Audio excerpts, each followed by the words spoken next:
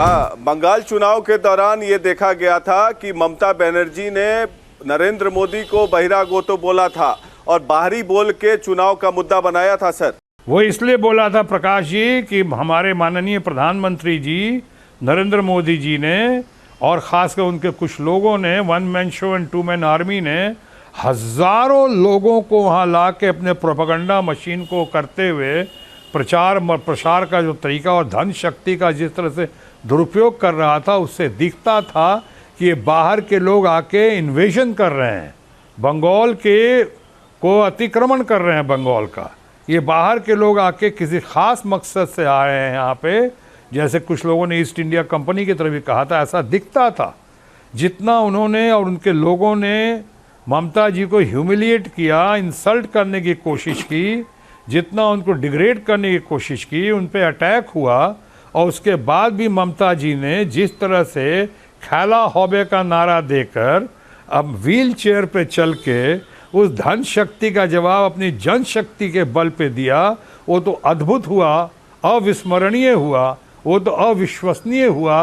पूरी दुनिया में ममता बनर्जी उसके बाद tried tested successful Mamata Banerjee पूरी दुनिया के सामने एक रोल मॉडल बनकर सामने खड़ी हुई। सर, मुझे इस बात का मुझे इस बात का व्यक्तिगत रूप से दुख है, मुझे इस बात का व्यक्तिगत रूप से दुख है कि हमारे बिहारी बाबू, हमारे प्राइड बिहार के, वो एक चुनाव में हार के बाद बिहार छोड़कर बंगाल भाग गए। क्या बिहार में संघर्ष आप नहीं कर सकते थे? अच्छा है, आप सवाल आपका अच्छा है, लेकिन इसमें दुख की आवश्यकता नहीं है। अगर दुख होता तो आपने ये भी देखा था कि जो आदमी पूरे बिहार से हमेशा पूरे हिंदुस्तान में हाईएस्ट वोट शेयर का परसेंटेज से जो जीता हो, हाईएस्ट वोट शेयर परसेंटेज से, उस आदमी को इस चुनाव में, पिछले चुनाव में जिस तरह से हराया गया, जिस तरह से हारे या जिस तरह से मारा गया, यानी जिस तरह से ईवीएम मशीन का खेला हो के, मैंने आपसे ही कहा था कि खेल तमाशा तो बहुत हुआ है, वरना जिस मार्जिन से जीतने वाला आदमी उस मार्जिन से हार नहीं सकता था वहाँ से। अचानक तो जो ऐसा खेल हुआ, उन लोगों को लगा कि हम पार्टी छोड़कर चले गए, हालांकि गलती उन्हीं की थी। नोटबंदी के खिलाफ हमने आवाज़ उठाई थी, हमने पब्लिक इंटरेस्ट में कॉम्प्लिकेटेड जीएसटी के खिलाफ आवाज़ उठाई थी। उसके बावजूद हाईएस्ट वोट शेयर मार्जिन से जीतने वाले को उन्होंने वहाँ से दरकिनार करने की कोशिश की, किसी और हमारे दोस्त को लाने की कोशिश की। उसके बाद उस दोस्त को लाने के बाद कैसे उसको चने की झाड़ पे चढ़ाने की कोशिश की लोगों ने, उसको कितने वोटों से और कितना ईवीएम मशीन का सहारा देके कैसे कैसे क्या हुआ सबको पता। और बाद में उस दोस्त को भी हॉट पोटैटो की तरह अब ड्रॉप कर दिया। ये सब बहुत ज़्यादतियाँ हुई वहाँ पे। तो मैं वहाँ से अब अगर लड़ता तो जब तक इनकी डबल इंजन के और सिंगल इंजन की सरकार है, जैसा आपने देखा अभी यूपी में क्या हुआ, selective use of EVM machine हुआ, सेलेक्टिव मिसयूज़। पंजाब में नहीं कर सके कि पंजाब में उनकी सरकार नहीं थी। बिहार से दोबारा चुनाव नहीं लड़ेंगे आप, इसका मतलब? तृणमूल कांग्रेस जहां से चाहेगी लड़ेंगे। अब तो हमारी कोशिश होगी कि तृणमूल कांग्रेस को और मजबूत करते हुए अपने प्रचार प्रसार के ज़रिए और विपक्ष में अपनी आवाज़ को और बुलंद, मजबूत और दबंग बनाते हुए मैं बिहार हो कि झारखंड हो कि देश के अलग अलग भाग में भी जहाँ चाहेंगे कि तृणमूल कांग्रेस का बोलबाला हो, इसका परचम लहराए, उसके लिए हम कोशिश करेंगे। और उस कोशिश के बीच में, प्रक्रिया में, अगर मुझे कहीं से भी चुनाव लड़ना पड़े या जो भी आदेश हुआ पार्टी का और ख़ासकर ममता जी का, तो उसको हम निभाने की ज़रूर कोशिश करेंगे। बिहार से अभी आपने कहा, वहाँ पे ऐसे भी मैं अभी कांग्रेस के बारे में कोई शिकायत नहीं करना चाह रहा हूँ, क्योंकि मैं अब कांग्रेस में नहीं हूँ और बीजेपी में नहीं हूँ, कांग्रेस में नहीं हूँ। सही दिशा में जाने के लिए कई बार नई दिशा में जाना पड़ता है, और मैं सही दिशा में जाने के लिए नई दिशा में तृणमूल कांग्रेस में शामिल हूँ। इसलिए फ़िलहाल मैं कांग्रेस के बारे में फ़िलहाल कुछ नहीं कहना चाहूँगा। क्या हुआ, क्या क्या उन्होंने वायदे किए थे, कोई वायदा निभाया नहीं निभाया, कहाँ तक जो होना चाहिए, what they should have done, they could have done, they would have done, वो किया नहीं किया, इन पे कभी बाद में बात करेंगे। अभी वो लोग भी क्राइसिस से गुजर रहे हैं। लेकिन जब क्राइसिस से गुजर ही रहे हैं तो आप खुद बताओ, अभी बिहार में क्या चुनाव लड़ने की कोई स्थिति दिखती है आपको, हम जैसे लोगों की? बाकी की बात नहीं कर रहा हूँ मैं। और उस बीच में हमने कहा great honour and great opportunity अगर ममता जी ने मुझे दिया यहाँ के लिए, उनका जोर, हर विश इज़ माई कमांड, हर विश इज़ माई कमांड, और वे अपने वो लेकर यहाँ पे हम आए हैं, यहाँ पे आसनसोल में।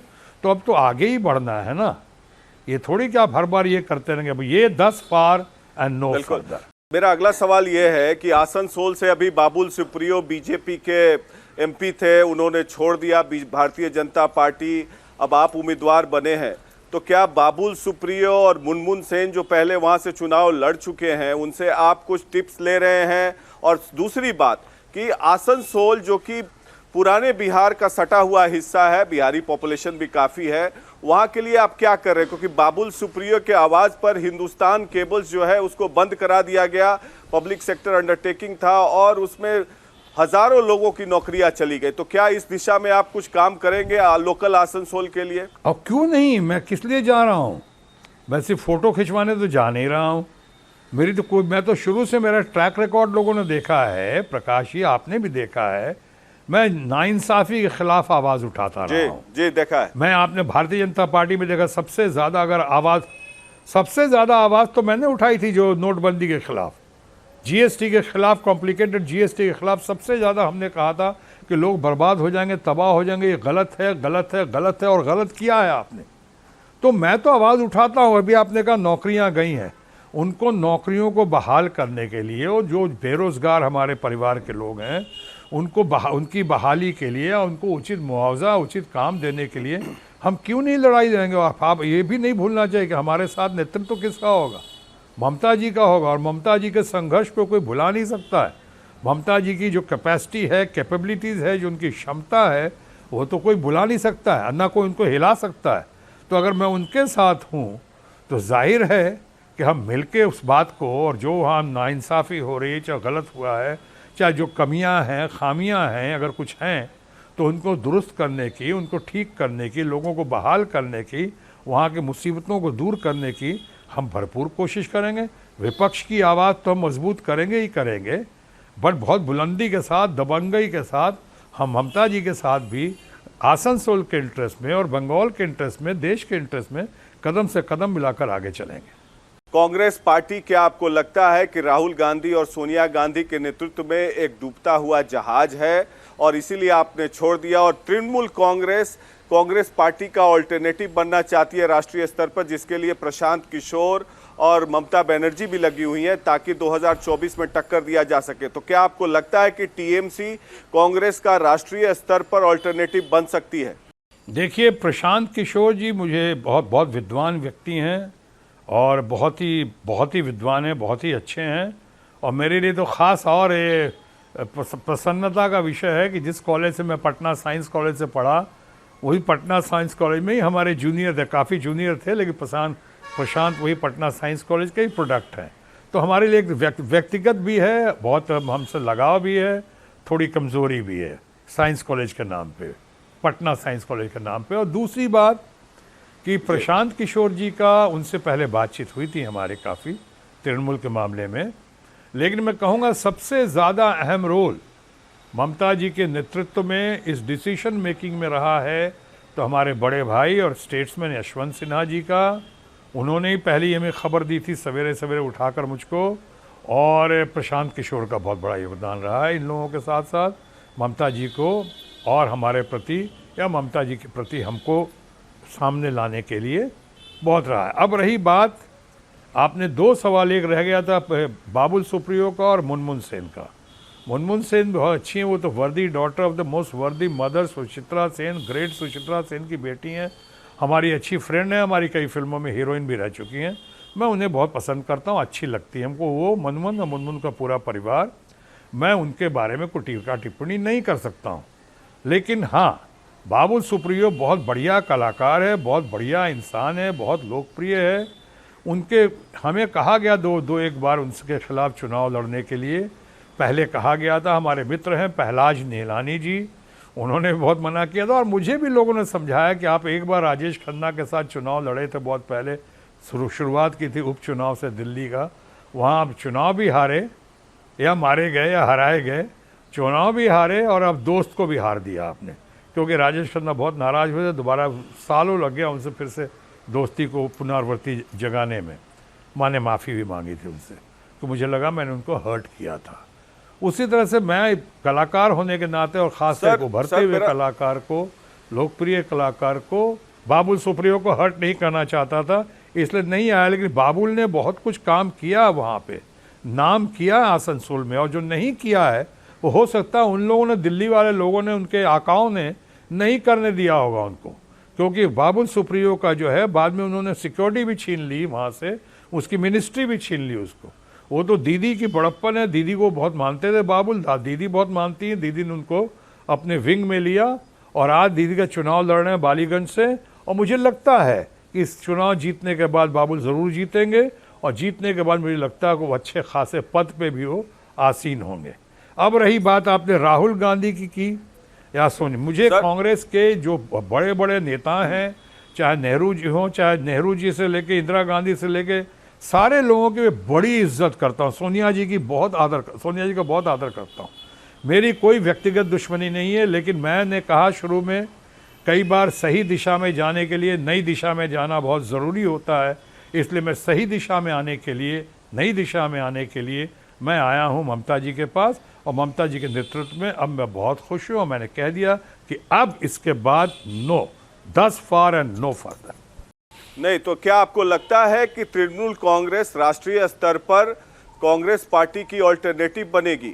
मैं नहीं कहूँगा, ये कहने पे अजीब लगता है कि आजकल मैंने कहा खुद क्राइसिस की घड़ी में हो लोग, और ऐसा मत कहिए कि कभी कि कोई भी पार्टी, मैं कहूँगा कि सो 2-4 सीटें या जाती हैं या कोई चुनाव हारता है तो उससे कोई ख़त्म नहीं होता। हमारे पुराने सीनियर मित्र वीपी सिंह जी कहा करते थे कि राजनीति के कैलेंडर में कोई आखिरी तारीख नहीं होती है। आपको अगर याद होगा तो भारतीय जनता पार्टी में मैं उस वक्त शामिल हुआ था, आया था, नज़दीक हुआ था जब भारतीय जनता पार्टी को केंद्र में सिर्फ 2 सीटें थी। आज 2 सीटों से लेकर वो 200-300 सीटों तक आ चुके हैं, चाहे जैसे भी आए हों लेकिन आ चुके हैं। तो वो मैं किसी के बारे में ऐसा मजाक नहीं करूँगा कि डूबता हुआ जहाज़ है। बहरहाल सबको मेरी शुभकामना है, और मैं उम्मीद करता हूँ कि वो अपनी शुभकामना और अपना शुभाशीष मुझे दें सही जगह जाने के लिए और अच्छी जगह जाने के लिए। बिल्कुल, लेकिन मुझे ये लगता है कि आपके एक्सपीरियंस का इस्तेमाल कांग्रेस पार्टी कर सकती थी। 2019 से 22 का फासला 3 साल का हो गया, आपको राज्यसभा में भी भेज के आपके एक्सपीरियंस का इस्तेमाल कर सकती थी। ये बातें क्यों नहीं हुई? आपको तो ज़्यादा पता है और आपके लोगों को ज़्यादा पता है, इसीलिए मैंने कहा फ़िलहाल, मैंने आपने देखा होगा मैंने कहा फ़िलहाल मैं इन बातों पे कोई रोशनी नहीं डालना चाहूँगा, इसलिए कि अभी मेरा सारा फोकस ममता जी के नेतृत्व पे है, सारा फोकस चुनाव पे है, सारा फोकस मेरा इस वक्त आसनसोल और आसनसोल के लोगों पे है, उनकी समस्याओं पे है। अभी मैं अर्न कर रहा हूँ लर्निंग के जरिए मैं सीख रहा हूँ इन बातों को। हाँ, क्योंकि मुझे ऑफ रिकॉर्ड जो बातें पता चली थी, आपको आश्वासन दिया गया था कि आपको राज्यसभा में भेजा जाएगा और आपके अनुभव का इस्तेमाल किया जाएगा, लेकिन आपको डंप कर दिया कांग्रेस पार्टी ने, तो इसका दुख और मलाल तो जरूर होगा आप। देखिए, आपकी सारी बातें जो आप ऑफ द रिकॉर्ड सुनते हैं वो सारी बातें गलत नहीं हो सकती। मैं ये नहीं कहूँगा, और जहाँ तक डंप करने का सवाल है, उन्होंने हमें डंप किया कि हमने उन्हें डंप किया, ये तो आने वाला वक्त बताएगा। लेकिन हाँ, इतना ज़रूर मानता हूँ मैं कि जो जो वायदे किए गए, जो जो कहा गया, जो जो मुझे बातें की गई, मैं एक नेशनल पार्टी में आया, कुछ ख़ास लोगों की कुछ ख़ास वसूलों के आधार पे आया यहाँ पे। अब चलो, जब जो भी हुआ, अब मैंने कहा जिस वक्त तो क्राइसिस घड़ी में है, तो मैं और सब कुछ बोलकर उन बातों को याद दिलाकर उनके ज़ख्मों पे नमक नहीं छिड़कना चाहता हूँ। क्राइसिस घड़ी में है, अभी तो हम यही चाहते हैं कि उनके ज़ख्मों पे मरहम लगे।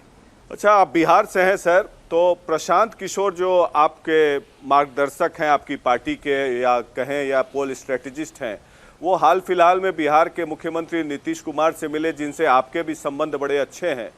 तो क्या आपको लगता है कि नीतीश कुमार को लेकर भी कुछ थर्ड फ्रंट अलायंस बनाने की कोशिश हो रही है, या उनको लाना चाहिए जिससे कि नरेंद्र मोदी को चैलेंज किया जा सके 2024 में? आपको क्या ऐसा लगता है कि ऐसी बातें चल रही हैं या चलाई जानी चाहिए ममता बनर्जी के द्वारा मैं अभी इतनी जानकारी नहीं रखता हूँ इस वक्त। मैंने ने कहा कि मैं प्रशांत किशोर की बहुत इज्जत करता हूँ, बहुत उनके लिए मान सम्मान है मेरे दिल में। और ममता बनर्जी तो अभी मेरे लिए बेस्ट लीडर है, कहा great leader, great human being, great lady, तो उनकी तरफ मैं देख रहा हूँ। लेकिन इतना ज़रूर कह सकता हूँ कि मैं ममता बनर्जी के अंदर मुझे ज़रूर देश का भविष्य दिखाई पड़ रहा है, राजनीतिक भविष्य मुझे दिखाई पड़ रहा है।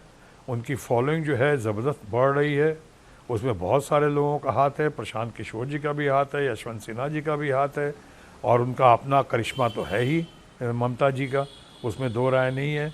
हो सकता है आने वाले वक्त में, आने वाली घड़ी में ये सब अगर और लोग आगे आएंगे, और मुझे लगता है बहुत सारे लोग आगे आ रहे हैं, तो बहुत कुछ होगा, खेला होगा, फिर से खेला होवे। तो 2024 में क्या ममता बनर्जी प्रधानमंत्री पद की उम्मीदवार रहेंगी नरेंद्र मोदी के खिलाफ? एक ऐसा गठजोड़ बनाकर? ये मैं कैसे बोल सकता हूँ, ये मैं कैसे बोल सकता हूँ प्रकाश जी? ये तो ममता जी बता सकती हैं, या ममता जी के लोग बता सकते हैं, प्रशांत किशोर बता सकते हैं, यशवंत सिन्हा जी बता सकते हैं, ये लोग बता सकते हैं। मैं तो इतना कह सकता हूँ कि ममता जी के अंदर सारी क्षमता है, कैपेसिटी है, कैपेबिलिटीज़ है। ममता जी आज एक एबल, कैपेबल और रिस्पेक्टेबल लीडर बन चुकी हैं, इसमें दो राय नहीं है। यानी अगर उनको कभी ऐसा मौका देगी, देश की जनता जनार्दन देगी, तो उनको गलत नहीं देगी, बिल्कुल सही देगी, because she certainly seems to be the most deserving leader और लेडी। जी जी, मैं ये कह रहा था सर कि क्या प्रशांत किशोर ने मुझसे बातचीत में ये कहा कि थर्ड फ्रंट, रीजनल पार्टीज का अलायंसेज ये नहीं चलेगा, मेन ड्राइविंग सीट में कांग्रेस पार्टी को रहना होगा, और पीछे से जो रीजनल पार्टीज हैं वो सपोर्ट करेंगी, तभी नरेंद्र मोदी को हराया जा सकता है। लेकिन कांग्रेस तो डूबता हुआ जहाज है, वो सारे जगह हार रही है। तो ये क्या पॉसिबल है, या ममता बनर्जी को लीडर बनाकर आगे करके आप चाहते हैं कि देश में मोदी के खिलाफ लड़ा जाए? भाई मोदी के खिलाफ कोई, मोदी तो एक नाम है, माध्यम है। मोदी कोई हमारी कोई व्यक्तिगत दुश्मनी थोड़ी है, हम तो बहुत लाइक करते हैं उनको, हमारे मित्र रह चुके हैं मोदी जी, हमारे दोस्त, हमारे सहयोगी रह चुके हैं, बहुत पुराने मित्र हैं। तो ऐसा थोड़ी कि इसलिए मैं हमेशा माननीय प्रधानमंत्री जी कहता हूँ, प्रधानमंत्री की जो भी हैं वो बात कर रहे हैं। और कई बार ये बातें उठती हैं कि भाई कौन होगा, वो नहीं तो कौन, अरे कौन होगा?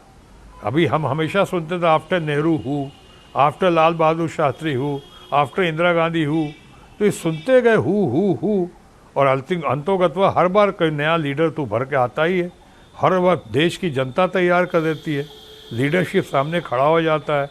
आज ऐसा ज़रूर दिखता है कि ममता के अंदर जो क्षमता है, जिस तरह से ममता खड़ी हुई हैं, और जिस तरह से ममता को आज सपोर्ट मिल रहा, भरपूर सपोर्ट, और जिस तरह से ममता ट्राइड, टेस्टेड और सक्सेसफुल बनकर उभरी हैं, मुझे नहीं लगता है कि एट द मोमेंट किसी और में ये क्षमता है और किसी और में कैपेसिटी है। बाकी बातें आने वाले वक्त में पता चलेगा, और हम समझते हैं इस मामले में ज़्यादा अच्छा से रोशनी प्रशांत जी डाल सकते हैं, प्रशांत किशोर या यशवंत सिन्हा जी डाल सकते हैं, या ममता जी की तृणमूल कांग्रेस डाल सकती है। सर, मैं आपको 2013 की एक बात याद दिलाता हूं, जब हम लोग पटना में आपसे पत्रकार लोग सवाल पूछ रहे थे, तो मुझे याद है कि अनायास आपने नरेंद्र मोदी का नाम नमो रख दिया, और उसके बाद 2014 के चुनाव में पूरे गांव, समाज, सब जगह नमो नमो होने लगा। तो नमो नाम आप ही का दिया हुआ, और सुमो भी। तो क्या आपको लगता है कि नमो के साथ फिर से आप कभी वापस आ सकते हैं भविष्य में, जैसे कांग्रेस पार्टी में गोता लगाया, तृणमूल में लगाया, फिर अपनी घर वापसी कर ले? अगर ऐसा होना होता, या गोता लगाना होता, या घर वापसी करनी होती, तो मैं यहाँ पे सबसे बढ़िया घर में कैसे आता? अगर मैं ममता जी के पास आया हूँ, या ममता जी ने मुझे निमंत्रण दिया, उनका विश मेरे लिए कमांड हुआ, तो ऐसा तो नहीं होता। होना तो बहुत पहले ही हो गया होता, बहुत लोग की इच्छा थी, बहुत लोग चाहते थे। लेकिन ये है कि कोई लॉलीपॉप झुनझुना वाली बात नहीं है कि सो आप जब चाहें तो इस तरह से बिहेव कर दें, और उसके बाद आप जाए। कुछ लोग मनाने भी चाहते थे, अब लाना भी चाहते थे। मैं उनकी शिकायत नहीं कर रहा, तारीफ़ ही करता हूँ। मेरे बहुत सारे मित्र आज भी भारतीय जनता पार्टी में, बहुत सारे फ्रेंड्स हैं, मैं उनसे भी कदर करता हूँ, वो लोग भी व्यक्तिगत तौर पे कई मेरी बहुत कदर करते हैं। तो इसलिए अभी आपने देखा भी होगा कि चुनाव में मेरे खिलाफ ज़्यादा नहीं कह रहे, बस यही कह रहे हैं बाहर ही हैं, वही लोग ज़्यादा कह रहे हैं, उनका आईटी सेल कह रहा है। हालांकि आईटी सेल में मेरे एक से एक फ्रेंड्स बैठे हुए वहाँ पे, लेकिन वो लोग कहते हैं कम से कम मेरे एलिगेशन कोई करप्शन का नहीं दिया, कुछ नहीं दिया, मेरे ऊपर कोई इल्ज़ाम नहीं लगाया, मैं उनका आभार मानता हूँ, और अपोजिशन का भी। लेकिन रही बात कि हाँ, नमो टाइटल तो लोग कहते हैं मेरा ही दिया हुआ है, ये चारों तरफ नमो नमो जो मैंने कहा था वो अपना नरेंद्र मोदी जी का, चाहे बिहार में वो जो सुशील मोदी जो हमारे पुराने मित्र सहयोगी और जो वहाँ पे लीडर थे सुशील मोदी, उनको सुमो कहा, सुशील मोदी, वो खुद भी बोलते हैं, मानते इसको, तो नाम दिया था, बट ये नहीं पता था कि एक दिन काम ऐसा होगा कि मुझे फिर सोचना पड़ेगा, ऐसा नहीं। लेकिन हाँ, मैंने काम, मैंने कोई बुरे काम की बात नहीं कर रहा हूँ, राजनीतिक काम की बात कर रहा हूँ, लेकिन हाँ ये अच्छा है, या सब मैं कहूँ मेरा सौभाग्य है कि मैंने ये नाम दिया और उन्होंने स्वीकारा और लोगों ने स्वीकारा इस नाम को, नमो और सुमो। मेरा अगला सवाल ये है, हाँ। We are running out of time, ये बताइए कि कश्मीर फाइल्स नाम की एक मूवी आई है जिसमें आपके मित्र अनुपम खेर और आपके जूनियर भी हैं, उन्होंने बेहतरीन एक्टिंग की है, और इस फिल्म की पूरी चर्चा हो रही है कि कैसे कश्मीरी पंडितों के खिलाफ अन्याय हुआ था कश्मीर में। तो आप इसके लिए किसको जिम्मेवार मानते हैं, और इस फिल्म पर आप अपनी प्रतिक्रिया दे दें, एक कलाकार होने के नाते, बॉलीवुड के बादशाह होने के नाते। देखिए, पहले तो ये कहूँगा कि अनुपम खेर की आपने तारीफ़ की, या जो लोग तारीफ़ कर रहे हैं तो तारीफ़ के काबिल हैं। वो अनुपम खेर तो अच्छे कलाकार हैं ही, इसमें तो दो राय नहीं है।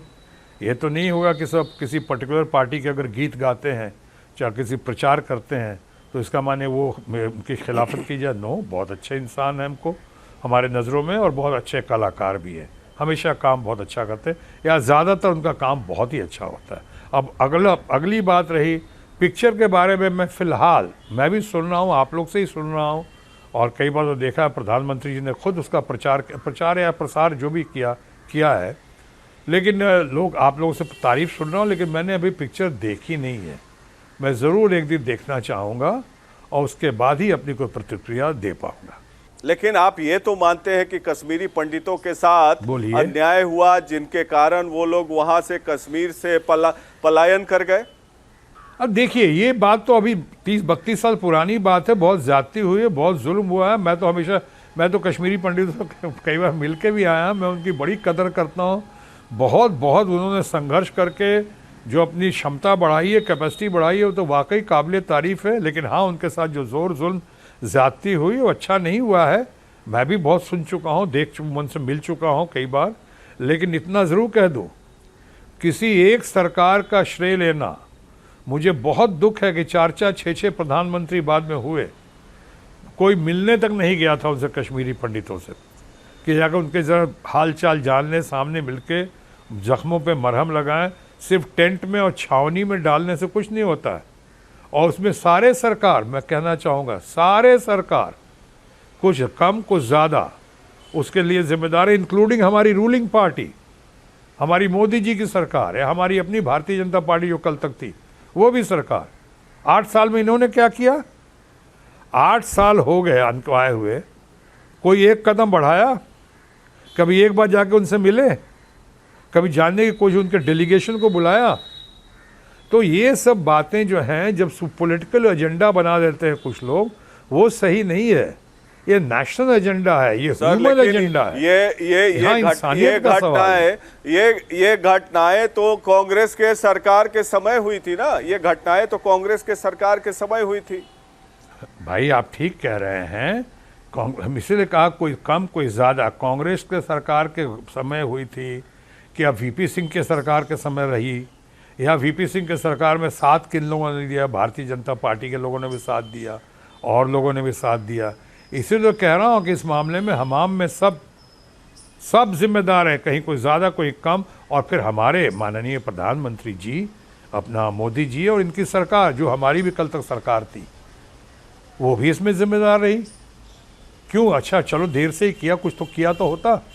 सिर्फ आज आप प्रचार प्रसार करेंगे, पॉलिटिकल एजेंडा, और कई लोग बोलते हैं कि चूँकि चंद स्टेट्स में इलेक्शंस हैं उसका ध्यान रखते हुए ये बात करेंगे तो ये तो ज़्यादती है ना, इस तो सही नहीं होगा, वही मैं कह रहा हूँ।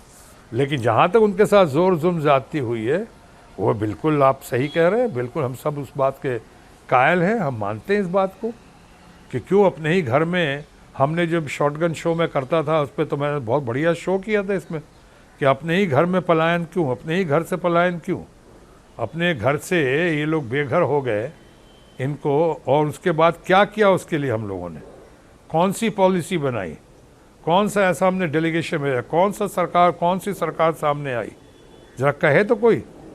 ये सिर्फ पार्लियामेंट में चाहे कुछ जगह कहने के लिए, प्रचार करने के लिए, प्रसार करने के लिए, मैं विवेक अग्निहोत्री के जो डायरेक्टर हैं उनके काबिलियत पे सवाल नहीं उठा रहा हूँ, फिल्म पे भी सवाल नहीं उठा रहा, फिल्म भी शायद बहुत अच्छी होगी, हमने देखी नहीं इसलिए मैंने कहा मैं अभी अपनी प्रतिक्रिया नहीं दे सकता हूँ, लेकिन उनके उस पर सवाल नहीं उठा रहा। मैं अनुपम खेर की भी बहुत तारीफ़ कर रहा हूँ। मैं कह रहा हूँ कि ये टाइमिंग देखिए आप कि सरकार कितनी आई, हमारी अपनी सरकार भी रही और हमारी अपनी सरकारें रहीं, उन्होंने कुछ नहीं किया।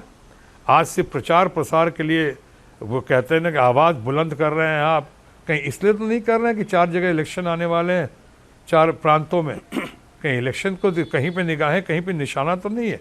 चुनाव बहुत दूर है। मेरा आखिरी सवाल ये है कि अभी जो 5 राज्य में चुनाव हुए उसमें देखा गया कि कांग्रेस पार्टी का सुपड़ा साफ हो गया, 4 जगह बीजेपी जीती और एक मैन ऑफ द मैच भी हुए आम आदमी पार्टी के अरविंद केजरीवाल, जो पंजाब में कांग्रेस का सुपड़ा साफ कर दिया और कांग्रेस के ऑल्टरनेटिव बनते दिख रहे हैं राष्ट्रीय स्तर पर। तो आपको क्या लगता है वो कांग्रेस के ऑल्टरनेटिव राष्ट्रीय स्तर पर बन जाएंगे अरविंद केजरीवाल जी? पहली बात तो ये कह दूं कि अरविंद केजरीवाल जो है बहुत बहुत मुबारक, बहुत बहुत बधाई के पात्र हैं। अरविंद केजरीवाल, मनीष सिसोदिया, संजय सिंह, राघव चड्ढा, ये तमाम लोग जो हैं, और अपने मान वो भी जो वहाँ के मुख्यमंत्री बने हैं, ये सब बहुत बहुत बधाई के पात्र हैं। और ये कांग्रेस के ऑल्टरनेटिव बनकर नहीं खड़े हो रहे हैं, ये थोड़ा मैं सुधार दूं इसमें, वो पूरे देश में भारतीय जनता पार्टी के ऑल्टरनेटिव के तौर पे आ रहे हैं। उन्हें सुपड़ा साफ कर दिया था भारतीय जनता पार्टी का दिल्ली में, जबकि हमारे मित्र और राष्ट्रीय गृह मंत्री बार बार एक रटाया हमेशा बोलते हैं 2/3 मतों से जीतेंगे, 2/3 हर चुनाव में बोलते थे 2/3 मतों से। दिल्ली में भी कहा था 2/3 मतों से जीतेंगे, आपको याद होगा 2/3 मतों से तो नहीं जीत सके, 2-3 सीटें आ गई थी, स्कूटर पार्टी बनकर रह गई वहाँ पे हमारी बीजेपी। उसी तरह हर जगह कहते थे, छत्तीसगढ़ से लेके मध्य प्रदेश से लेके राजस्थान से लेके 2/3 मतों से जीतेंगे। कहाँ बंगाल में कहते थे 2/3 मतों से, 2/3 मतों से वो जीत गई, ममता बनर्जी जीत गए, सब उल्टा हो गया। अभी इस चुनाव में कई जगह है देखिए, और ख़ासकर जहाँ डबल इंजन की सरकार रही है, जहाँ सिंगल इंजन में रही है, सेलेक्टिव यूज़ और selective misuse of EVM machines हुए हैं, ऐसा लोगों का मानना है। आपने बहुत सारे ईवीएम मशीन्स पकड़े भी गए हैं, अब लगता है दबा दिए गए, या गोदी मीडिया ने दबा दिया, सो कॉल्ड गोदी मीडिया ने दबा दिया, या सरकार ने दबवा दिया, वो बात कभी कहाँ है पता नहीं किसी को। अब उस बीच में आप पंजाब में selective use of EVM machine नहीं चल सका, इसलिए कि लोग कहते हैं कि वहाँ पे उनकी सरकार ना डबल इंजन थी ना सिंगल इंजन थी, बल्कि वहाँ पे सरकार मिली जुली दूसरे लोगों की थी। और वहाँ पे जिस तरह से केजरीवाल जीत कर आए हैं और इन लोगों ने जिस तरह से आम आदमी पार्टी का झंडा परचम लहराया है, वो तो वाकई वाह, काबिल तारीफ़ है एकदम, ये करके उसमें 2 राय नहीं है। आप जानते हैं मुझे स्पेड को स्पेड कहने की आदत है। चलिए, मैं केजरीवाल की, मनीष सिसोदिया की, संजय सिंह की, सबकी बहुत कदर करता हूँ, इसलिए वो ठीक है। बाकी जगह जो है हुआ है, और कांग्रेस का सुपड़ा साफ क्या, जब अब fair election, free and fair election पे ही डाउट है लोगों को, तो किसका सुपड़ा साफ हुआ, किसका सुपड़ा साफ कर दिया गया, ये तो आने वाले वक्त में शायद पता चलेगा। ईवीएम की जिम्मेवारी जो है इलेक्शन कमीशन की है, किसी सरकार की नहीं होती है, लेकिन आप हमारे लिए हमेशा बिहारी बाबू रहेंगे, भले ही आप चुनाव बंगाल से लड़ रहे हैं। और बहरहाल आपको आसनसोल में चुनाव के लिए बहुत बहुत शुभेच्छा, बहुत बहुत शुभकामना।